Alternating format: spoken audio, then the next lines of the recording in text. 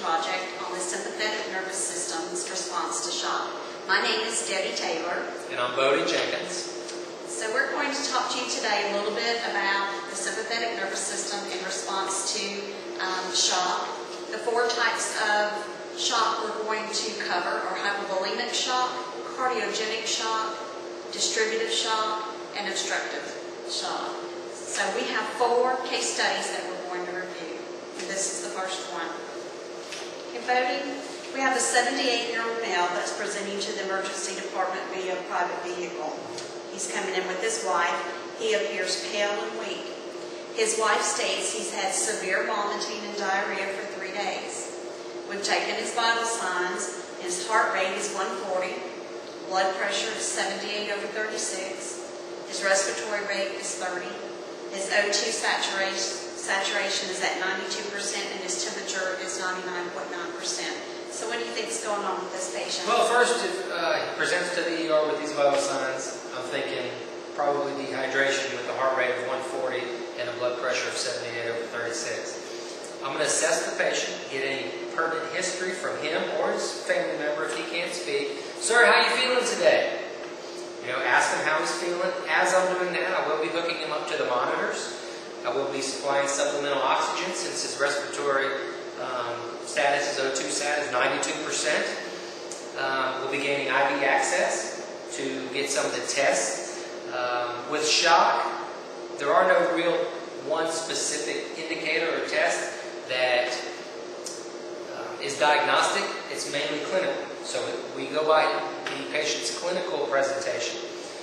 So we'll get an IV access. We will draw some labs, however, to help us in the determination. We'll get some chemistries. He's had nausea and vomiting for 3 days, so I'm suspecting he has an electrolyte imbalance.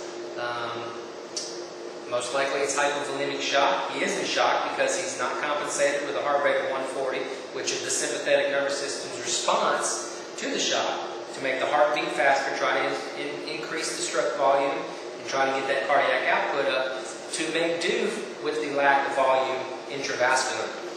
So as far as the test, we would get some electrolytes, CBC. Treatment-wise, we're going to, fluid is the #1 thing for this gentleman, I believe. We want to get a fluid challenge, 1 to 2 liters of normal saline bolus, reassess basically continuously, see if he's responding to the fluids. Of course, we will get an EKG because his heart rate is 140. You always have to rule out any kind of cardiac indications. So we'll get an EKG as well. So those are some of the tests and the treatments and the nursing considerations. So overall, based on the scenario, this gentleman will be classified as hypovolemic shock due to 3 days of nausea and vomiting. Excellent. Very good. Okay, our second case study. Voting, we have a 65-year-old female who's come to the emergency department complaining of fever and just not feeling good. She had knee surgery 5 days ago and was discharged from the hospital 2 days ago. Her vital signs that were obtained, she has a heart rate of 138, blood pressure of 82 over 45, a respiratory rate of 26, and her O2 saturation rate is at 94%, and she has a temperature of 102.1. So what do you think is going on with this patient? Well, with this one, just like the first one, the vital signs kind of scream out at you. The heart rate is 138, blood pressure is 82 over 45. We have to say shock is shock is shock. It doesn't necessarily matter in the immediate presentation what type of shock it is, as long as you recognize that it is shock. Right. Then you can determine what the causative factor is. Well, in this case, what jumps out to me, again, I would be getting a history from the patient. I'll be assessing the patient, EKG, labs, just like in the initial scenario that we just discussed. What jumps out to me on this one, though, is that she just had knee surgery 5 days ago. Right. Her temperature is 102.1. She is showing signs of shock with an increased heart rate, decreased blood pressure, the hypertension. So along with all the other tests that we did in the first case, this is looking like a distributive shock, which is actually septic shock, which is in the category of a distributive shock. Vasodilation because of the sepsis. So again, fluids, antibiotics, cultures before the antibiotics, determine what type of, if that's what this is, determine the causative agent that's causing the sepsis.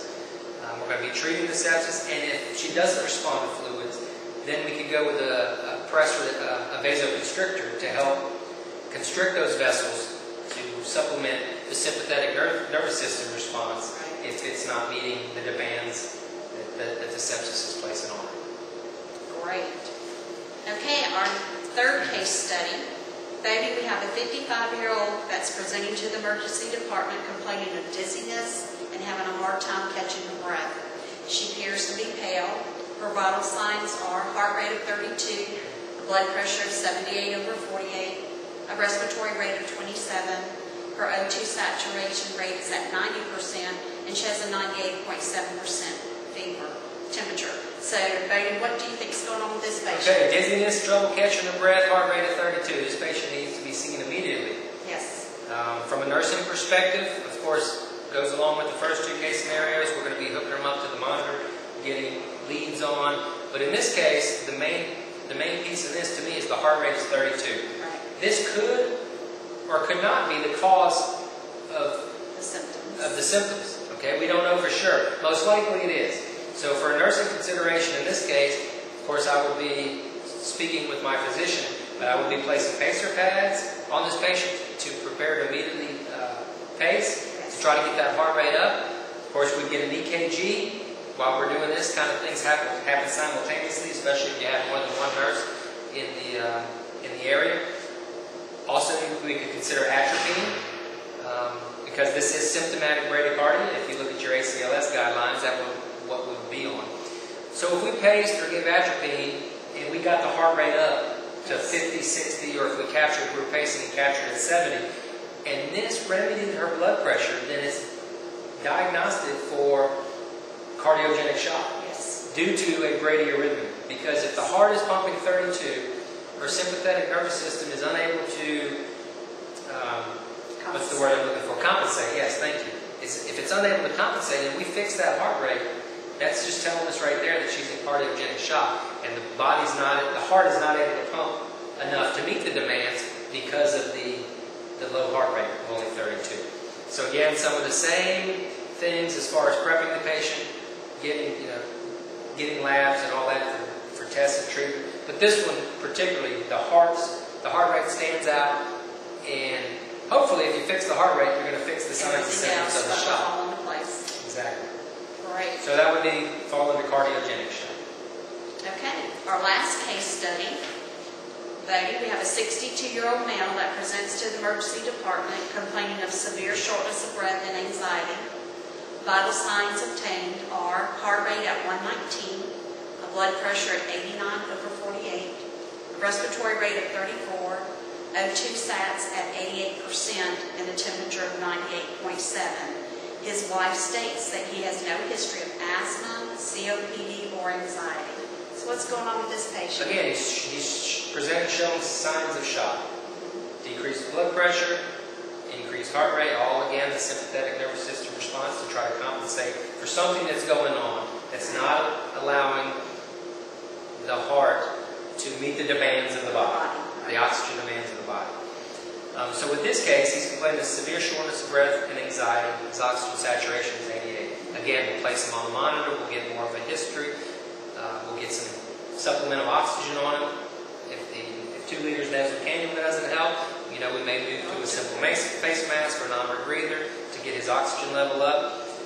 This would require a little bit more of a history, because if he's complaining of severe anxiety and shortness of breath, my instincts would lead to thinking PE right away. We have to rule out pulmonary embolism as the worst case scenario. Right. So again, once we would get him stabilized, we would get IV in, we would get all of our laboratory studies done. We would want to get him to CT to get that either a spiral or a VQ scan, of course chest x-ray. Of course the physician will be involved in all this. But this sounds like it could potentially be an obstructive type shock, because if it is a pulmonary embolism, it's causing a backup in the system. Therefore, again, the heart cannot meet the demands, the oxygen demands of the body. So this would lean towards an obstructive shock due to a suspected PE. Great. So, this concludes our case studies and our teaching project for the sympathetic nervous system. Thank you. Hope you enjoyed. Thank you. He needs to say I'm not going